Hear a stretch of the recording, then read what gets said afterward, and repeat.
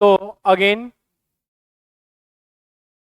इस क्वेश्चन में बेटा हमें आयनिक इक्विलिब्रियम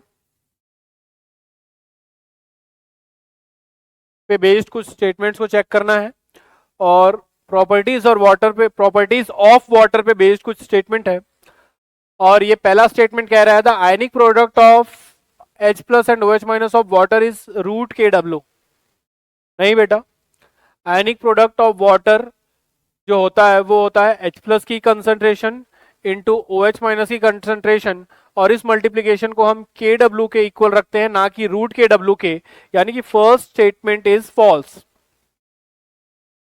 अगर हम बात करें बेटा आपने सेकेंड स्टेटमेंट की, the ionic product is 10 raise to the power -14 at 25 degree centigrade, तो सेकेंड स्टेटमेंट बिल्कुल सही है बेटा। 25 डिग्री सेंटीग्रेड पे KW की जो वैल्यू होती है वो 10 रेज टू द पावर -14 होती है, यानी कि ionic product of water at 25 degree centigrade is 10 raise to the power -14, which is a true statement.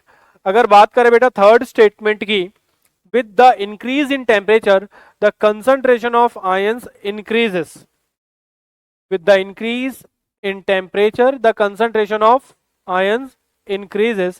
तो बेटा इसको अगर हम इक्विलिब्रियम के रिस्पेक्ट में बात करें तो सपोज H2O की हम बात करें, ये टूटता है H प्लस और OH माइनस में, तो किसी भी वीक इलेक्ट्रोलाइट का जो आयनाइजेशन होता है बेटा वो एक एंडोथर्मिक प्रोसेस होता है।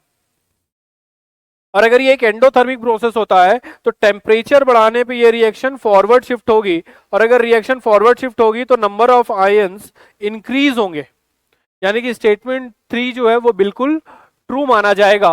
तो इस केस में जो हमारे पास करेक्ट ऑप्शन आते हैं that is false, true and true, and this is present in option D. So the correct option for this question will be option D.